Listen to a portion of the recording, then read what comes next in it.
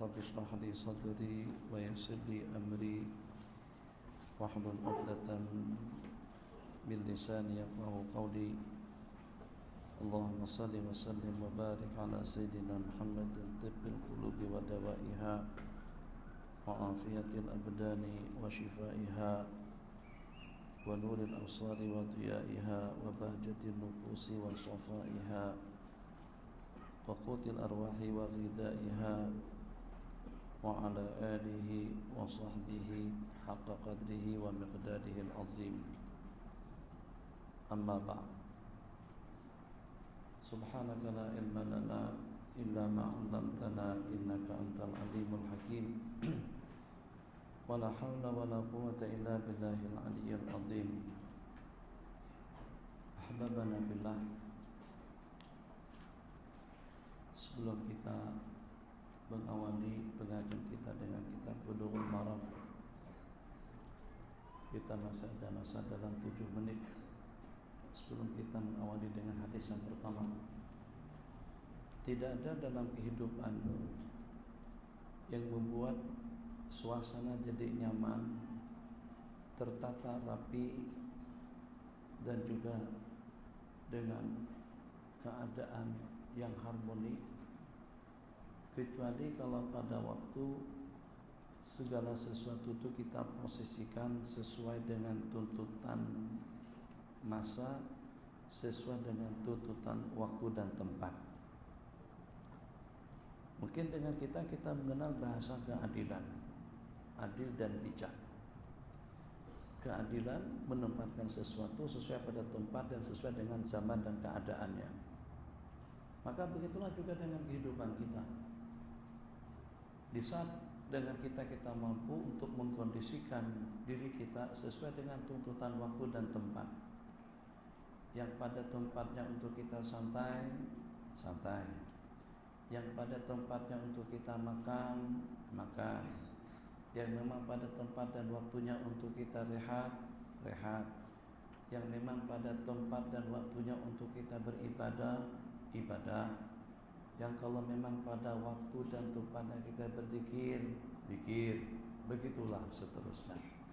Jadi kalau kita boleh mengkondisikan diri kita semacam itu, menyesuaikan diri dengan waktu dan tempat, menyesuaikan perbuatan dengan situasi dan kondisi, menyesuaikan sikap dan perangai sesuai dengan tuntutannya, segala-galanya akan menjadi indah. Spek mata di mana kita sepatutnya meletakkannya, kopiah di mana sepatutnya kita meletakkannya, baju di mana sepatutnya kita meletakkannya, kasut di mana sepatutnya kita meletakkannya. Jadi kalau kita letakkan kasut di kaki, kopiah di kepala, spek mata di mata, jadi bagus. Tapi kalau spek mata kita letakkan di telinga, kopiah kita letakkan di lutut, jam tangan kita letakkan di kaki, sementara dengan kasut kita letakkan di kepala. Berjalan seperti itu membuat segala-galanya jadi tidak cantik. Begitulah juga hanya dengan kita pada waktu kita menata perabot rumah. Jadi perlengkapan rumah yang kita perlukan, keperluan-keperluan yang kita perlukan di dapur, peralatan yang kita perlukan di ruang tamu, dan juga peralatan yang kita perlukan di bilik tidur.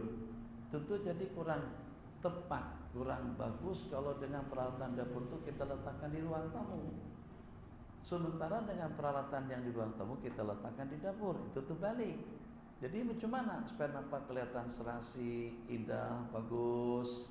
Maka sesuatu itu kita tempatkan pada tempatnya. Kalau kita boleh mengkondisikan diri kita semacam itu, waktu kita beribadah, waktu kita mengaji, waktu kita berurusan, waktu kita di pejabat, waktu kita dengan politik, waktu kita dengan keluarga, kita kondisikan sesuai dengan tuntutannya. Pada waktu kita di masjid, waktu untuk kita beribadah, waktu untuk kita sembahyang, waktu untuk kita beriktikaf, waktu untuk kita berzikir, waktu untuk kita mengabdikan diri kepada Allah Jalla wa'ala. Cantik kalau kita sesuaikan keadaan kita, perangai kita, perilaku kita, perbuatan kita dengan tuntutan tempat dan waktu. Tapi kalau perilaku yang sebaliknya, kadang-kadang hal-hal yang di office kita bawa ke dalam masjid. Sebagaimana kita jarang-jarang atau jarang berlaku atau memang tidak pernah berlaku. Kita tidak pernah membawa keadaan kita waktu di masjid, kita bawa ke pejabat. Kenapa? Sebab kita tahu untuk seumpama sembahyang bukan di office, bukan tidak boleh zikir, hizib, menghizib amalan dan seumpamanya.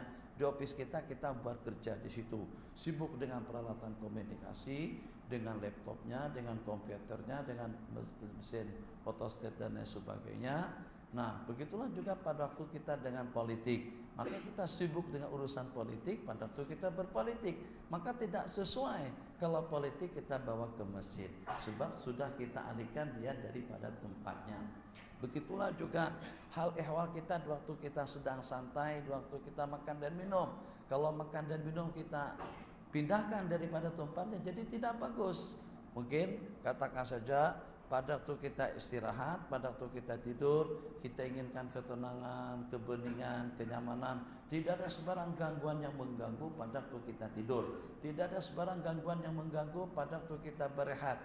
Nah, seperti itulah juga sepatutnya. Jangan sampai dengan seumpama tidur atau rehat itu kita bawa pada waktu kita beribadah atau di tempat kita beribadah. Jadi tidak cantik kalau pada waktu kita sambil berbaring, sambil makan atau sambil tidur, sambil minum. Jadi misalnya macam mana caranya tuh cerita lain lah. Jadi baring sambil makan donat misalnya, sambil makan nasi kerabu atau sambil minum, kita gantung botol, kemudian dengan pipe atau dengan apa saja masukkan ke mulut. Kita ini nak tidur bukan nak makan. Ini waktunya untuk tidur, tempatnya pun juga di atas katil, di dalam kelambu. Jadi tidak sesuai makan di waktu tidur, juga tidak sesuai tidur di waktu makan. Tidak sesuai makan di waktu tidur atau juga seumpama minum, juga tidak sesuai tidur di waktu makan, tidur di waktu kita di pengajian, di waktu kita dalam beribadah. Kenapa? Sebab itu bukan tempatnya. Tadi malam ada saya sentuh benda memang agak kurang sehat sedikit. Jadi supaya boleh dengan kita mengkonsentrasikan diri pada waktu kita di pengajian, pada waktu kita di masjid, pada waktu kita beribadah, hanya fokus di masjid untuk ibadah, tidak diganggu dengan peralatan komunikasi, tidak diganggu dengan urusan politik dan dunia. Kira-kira bagaimana supaya kita dapat merasakan benda yang kita lakukan pada waktu kita di masjid itu kurang nyaman atau kurang sehat atau juga kurang layak dan juga kurang patut. Nah, supaya kelihatan betul dan supaya terasa kita ketidaknyamanannya pada waktu kita sedang beriktikaf di masjid hanya untuk sesaat waktu, untuk sembahyang, untuk beriktikaf, untuk berzikir, untuk mengingat Allah, untuk membuat bekalan akhirat secara khusus.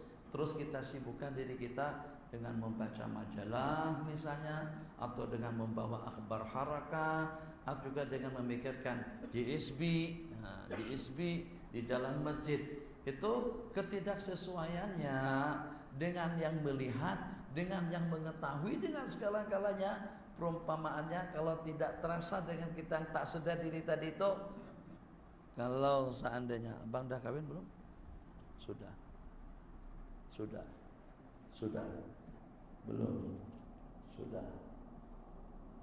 Nyaman tak kalau pada waktu kita sedang bersama istri, terus istri kita angkat handphone, ber-SMS-an atau menelpon seseorang? Agak-agak kita marah dong.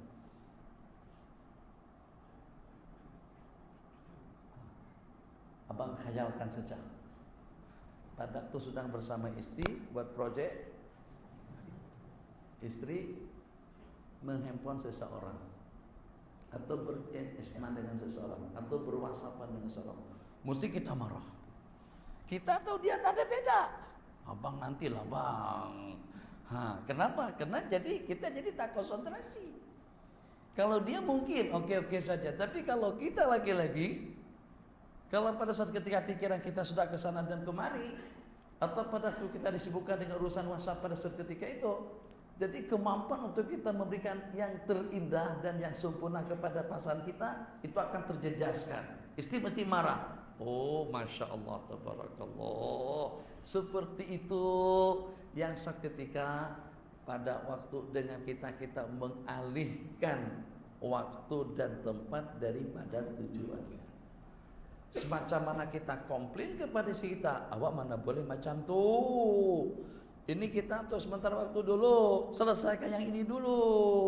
Baru nanti pikir urusan SMS, keluarga, telepon, meeting apa segala macam. Oh, kita komplainnya seperti itu, Bang.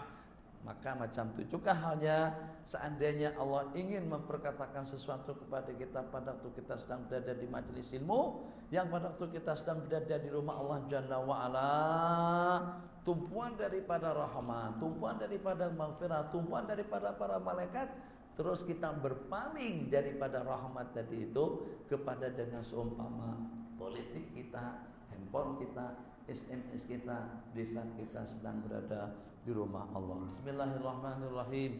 Qala al-Imam Ibnu Hajar al-Asqalani rahimahullahu taala wa 'ada 'alaina min barakati wa min barakati shalihin ila yaumiddin. Amin. Bismillahirrahmanirrahim.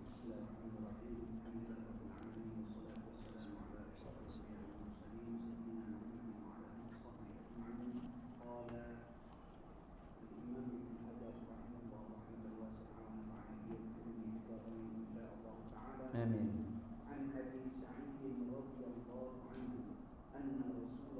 Sallallahu alaihi wasallam.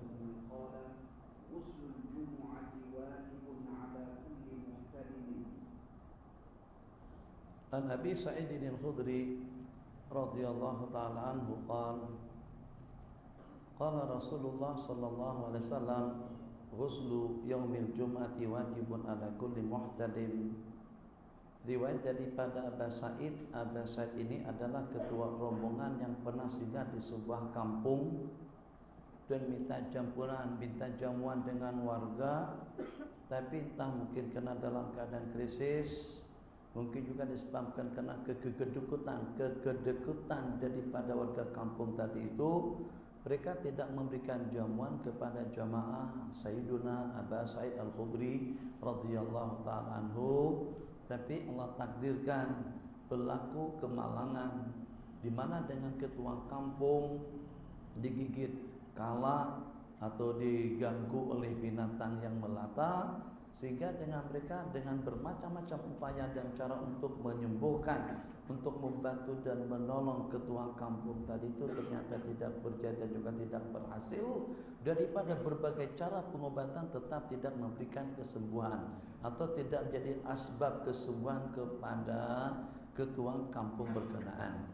Jadi kata salah seorang daripada mereka, apa problemnya atau apa salahnya kalau dengan kita minta bantuan dengan jamaah yang singgah di tempat kita tadi, la'alla wa asa, mungkin saja ada di antara daripada mereka rakib orang yang mampu untuk memberikan jampian dan pengobatan. Maka dengan mereka pun datang menemui rombongan tadi itu, yang menjadi juru bicara adalah Sayyiduna Aba Sa'id al-Khudri radhiyallahu ta'ala, kata beliau, ma ana birakin hatta taj'alu li ju'la. Aku tidak akan menjambinya, aku tidak akan membantunya kecuali kalau dengan kalian memberikan ju'ala, memberikan upah dan bayaran kepada kami. Jadi kelanjutan daripada cerita, setelah ada kesepakatan daripada kedua belah pihak, mereka akan memberikan qatir sebanyak 30 ekor kambing kalau berjaya dan berhasil untuk menyembuhkan ketua kampung tadi itu. Jadi kata beliau, maka aku pun menjampinya dengan membacakan Fatihah. Aku kumpulkan ludahku dan aku hembuskan. Ku bacakan Fatihah kemudian aku tiup. Ku bacakan Fatihah kemudian aku tiup sebanyak 3 kali. Ternyata selepas dibacakan Fatihah 3 kali tadi itu, ka'annama nasyita min iqalin, seakan-akan seperti terlepas dan terhurai, terungkai daripada ikatan tali. Lega, sehat, segar dan bukan seakan-akan tidak ada sebarang gangguan yang mengganggu. Jadi daripada kejadian yang berlaku yang pertama ini secara pasti daripada gigitan kala. Gigitan kala itu ada cara tradisionalnya, ada cara-cara tertentu untuk kita mengobatinya. Apakah itu dengan menggunakan herbal, akar-akaran, atau juga dengan obat-obatan. Daripada bermacam cara dan juga daripada berbagai terapi yang boleh membawa kepada kesembuhan. Tapi ternyata daripada kejadian yang berlaku tadi itu, si penghulu kampung diterapi dengan sistem jampian bacaan Fatihah 3 kali. Jadi dari sini kita dapat memahami makna daripada firman Allah yang berbunyi bahwasanya Al-Quran itu adalah syifa fihi syifa, itu dengan air madu. Al-Quran itu pun juga syifa artinya penyembuh. Jadi bukannya setakat penyembuh kepada penyakit hati, bukannya setakat penyembuh kepada riya, kepada sum'ah, kepada ujub, sifat ego dan juga dengan perkara-perkara mungkar seumpamanya. Tapi juga dengan Al-Quran pun juga sebagai penyembuh hatta kepada penyakit yang menimpa kepada fisikal seseorang. Jadi seperti tadi, gigitan kalajengking diobati dengan baca Fatihah 3 kali. Ternyata sembuh. Mereka pun juga menepati dengan janji yang mereka janjikan, yaitu dengan menyerahkan 30 ekor kambing kepada Sayyidina Abbas Sa'id. Direncanakan sama mereka kambing tadi itu akan diagi-agikan, akan dibagikan kepada rombongan yang bersama beliau. Tapi kata beliau, tunggu dulu sampai nanti dengan kita ke Madinah. Sampai ke Madinah dan kita tanyakan perkara tersebut kepada Sayyiduna Rasulullah SAW. Itu diantara daripada kejadian yang pernah berlaku. Dan Nabi kita memperkatakan kepada mereka, wa ma adraka annaha ruqyah, dan dari mana Anda tahu bahwasanya Fatihah itu sebagai penyembuh. Dari kejadian yang berlaku kita dapat mengambil beberapa ketentuan hukum, yang diantaranya kadang-kadang orang bawa anak, kadang-kadang ada orang sakit, kadang-kadang ada masalah, kadang-kadang ada problem, kadang-kadang kita pecah tanah, kadang-kadang kita beli kereta, kadang-kadang kita beli rumah baru, kadang-kadang kita beli perhiasan, apa saja. Tidak ada salahnya kalau dengan kita bertabarruk dengan bacaan Fatihatul Kitab untuk apa saja. Jadi misalnya ada orang minta kepada kita, ya Allah mudah-mudahan anak saya ini menjadi anak yang soleh, mudah-mudahan anak saya menjadi anak yang baik, lasaknya kurang, masya Allah tabarakallah, lasaknya luar biasa, nakalnya luar biasa, atau juga dengan sifat-sifat yang tidak elok. Jadi bagaimana? Jadi untuk kita doakan, kalau seperti dengan orang Arab dia senang saja buat doa, dia secara spontan ucapannya jadi doa. Tapi kalau dengan kita nak mendoakan agar anak orang ini tidak lagi nakal, agar dengan anak orang ini tidak lagi lasak, agar anak orang ini jadi cerdas. Itu apa yang sebetulnya kita doakan? Ada satu amalan yang serbaguna, itu adalah ayat-ayat Allah Jalla wa'ala. Bacakan Fatihah untuk kesembuhan, bacakan Fatihah untuk keselamatan, bacakan Fatihah untuk keberkatan, bacakan Fatihah agar buahnya lebat. Habis dah buahnya, tak ada lagi dah. Buah rambutan tu tadi putih dah. Dah. Tinggal daun-daunnya saja lagi, buahnya sudah habis dah. Agar kendaraan kita yang baru kita beli itu tidak berlaku apa-apa. Mudah-mudahan Allah berkati, tidak ada sebarang gangguan yang mengganggu kembali.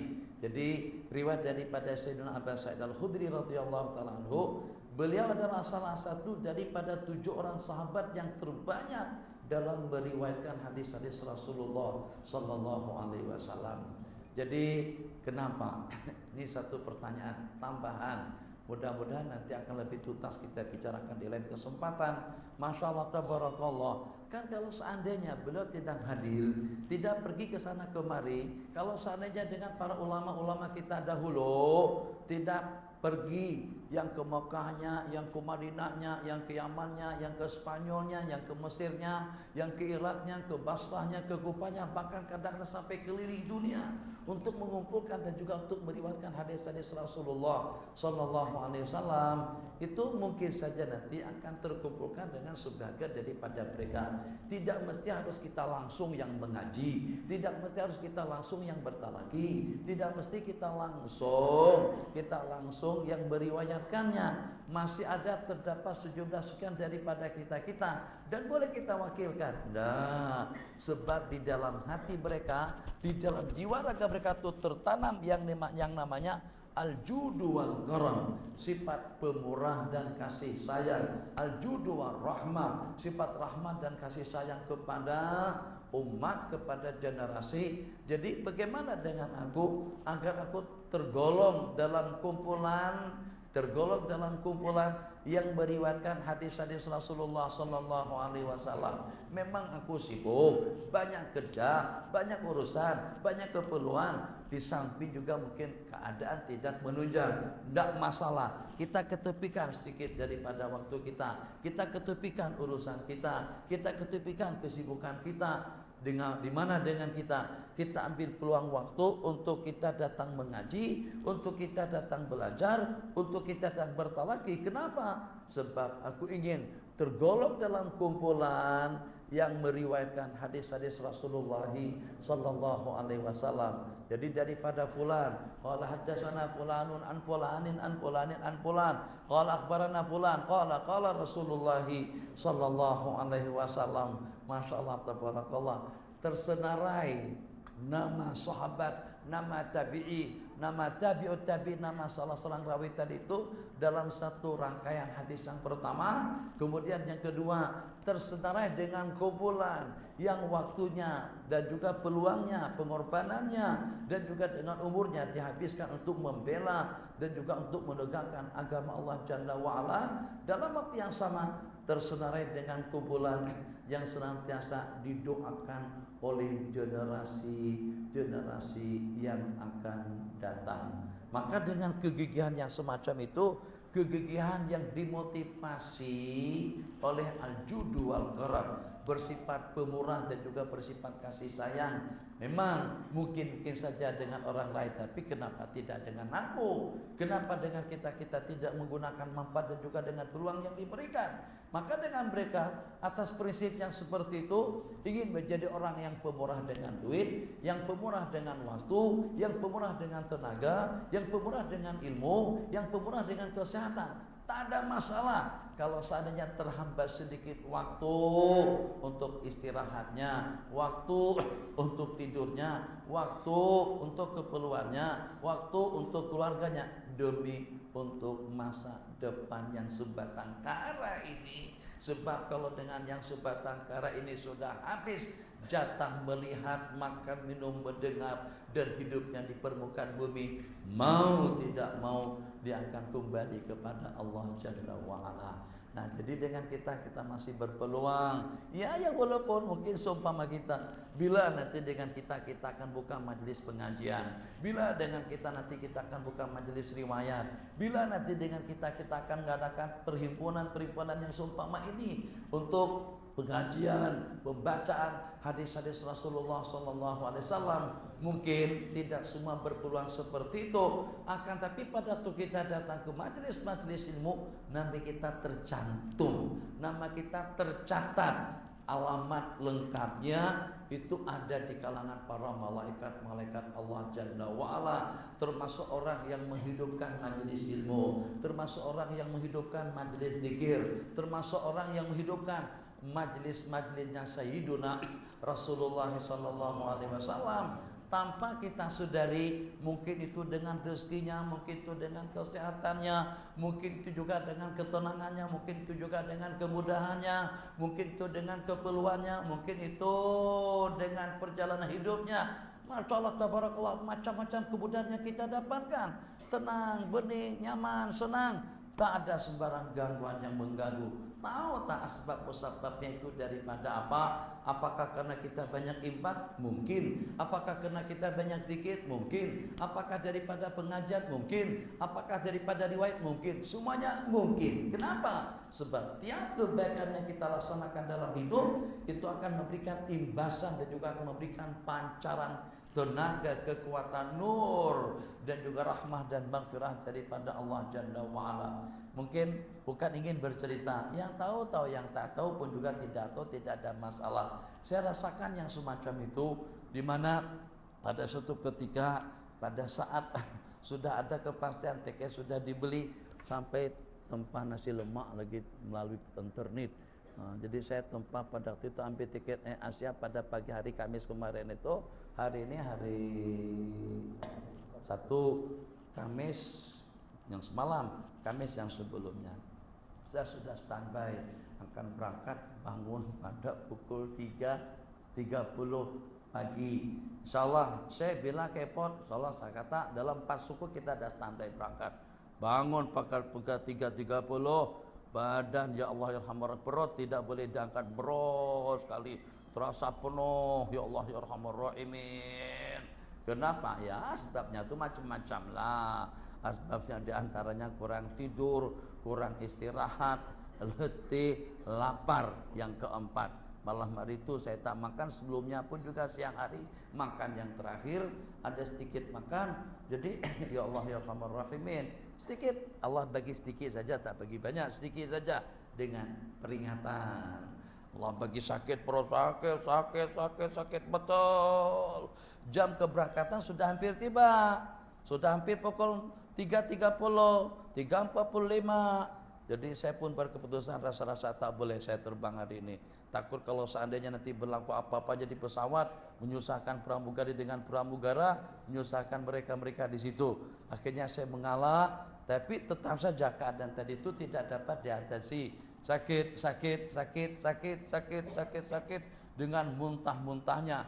Tak boleh buang 1-2 bahasa sana. 1 buang air kecil, 2 buang air besar. Angkat tangan macam tu berarti dia nak bagi tanda untuk buang air kecil dan besar. 1 macam tu berarti dia nak buang air kecil. Itu isyarat saja. Yang ini masyaallah tabarakallah 1-2 tidak boleh, tapi boleh 3. Apa 3? Muntah. Inna lillahi wa inna ilaihi raji'un. Yang saya terasa pelih sungguh, kesehatan pada pagi hari itu pertama dengan dijampi-jampi, dibaca-baca sama kawan-kawan dan juga dengan saya sendiri, bukannya tidak mempan tapi kurang berkesan, tetap juga sakit.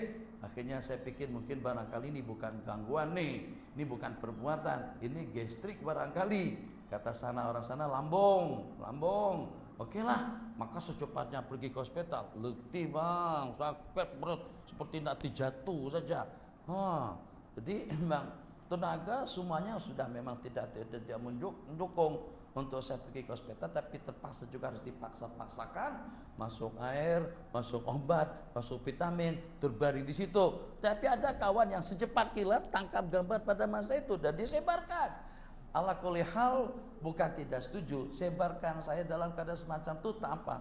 Tapi gambar saya terbaring dalam keadaan tidak siap, itu rasanya kurang nyaman dilihat. Khair, bukan itu.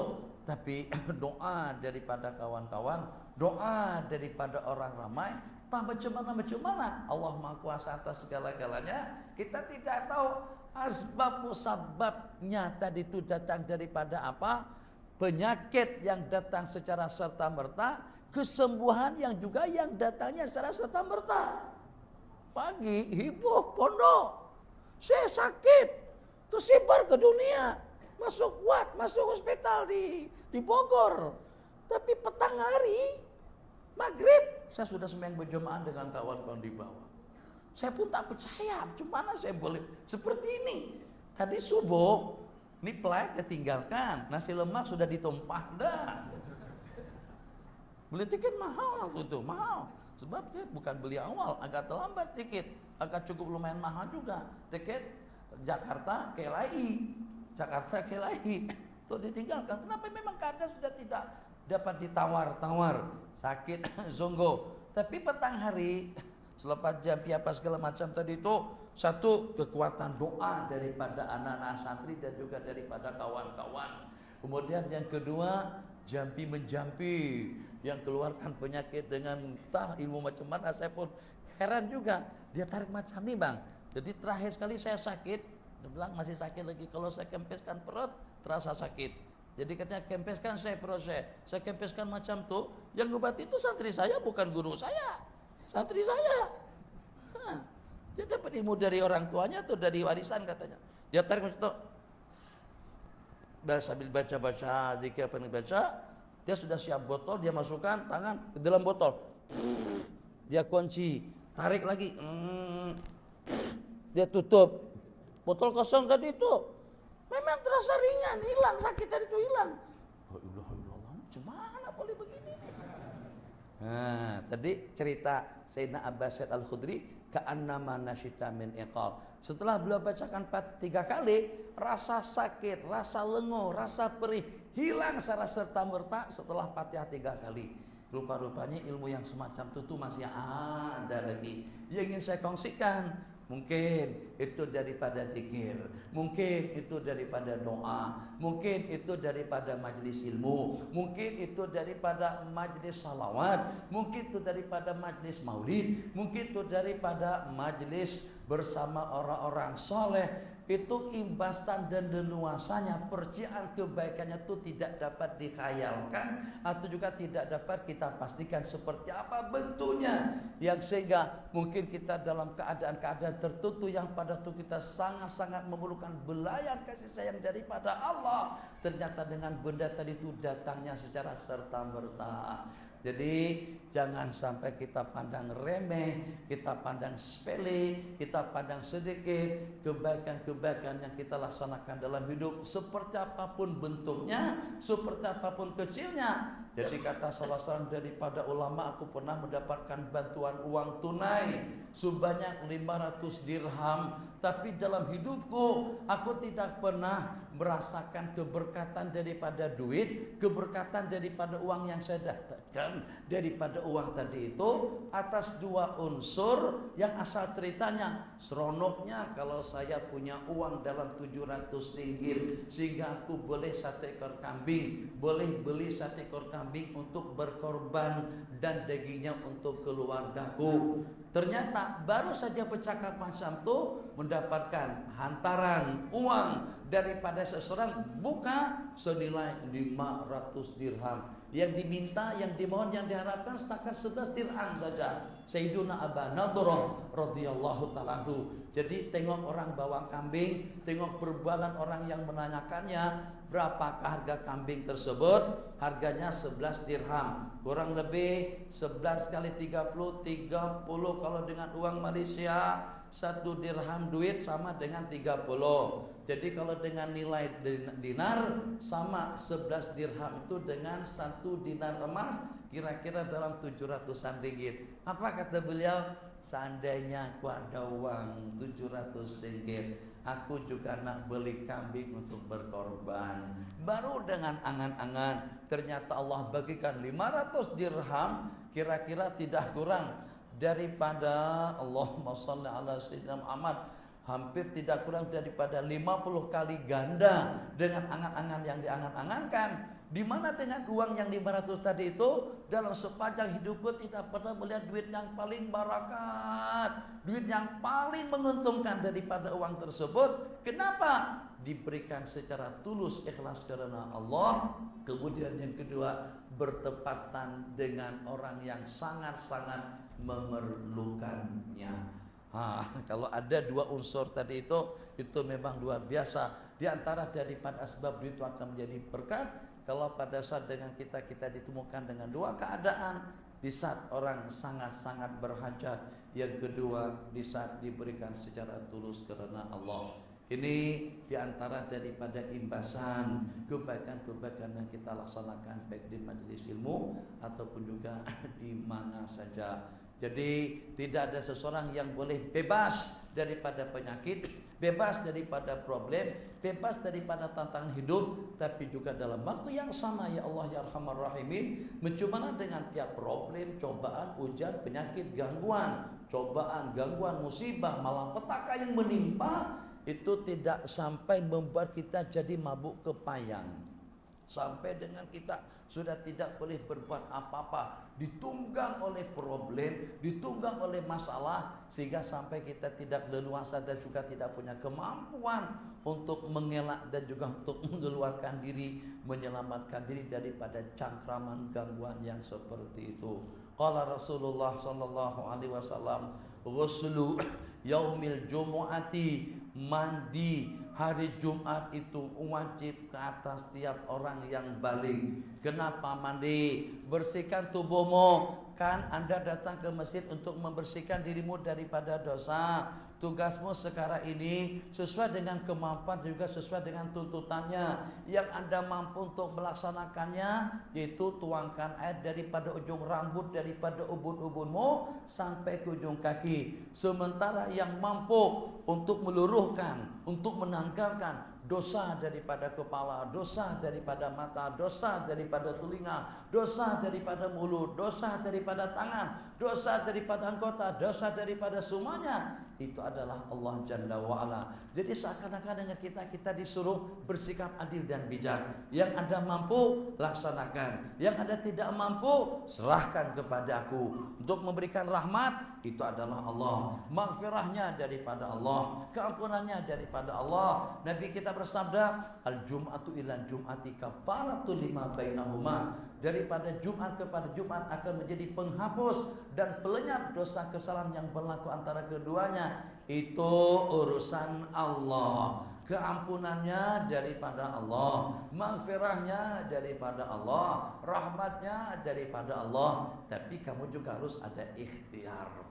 Kamu juga harus berbuat sesuatu. Maka bagaimana? Sebagaimana Anda inginkan anggota tubuhmu itu bersih daripada dosa dan noda, maka terlebih dahulu bersihkan anggota tubuhmu daripada bau-bauan yang tidak sedap.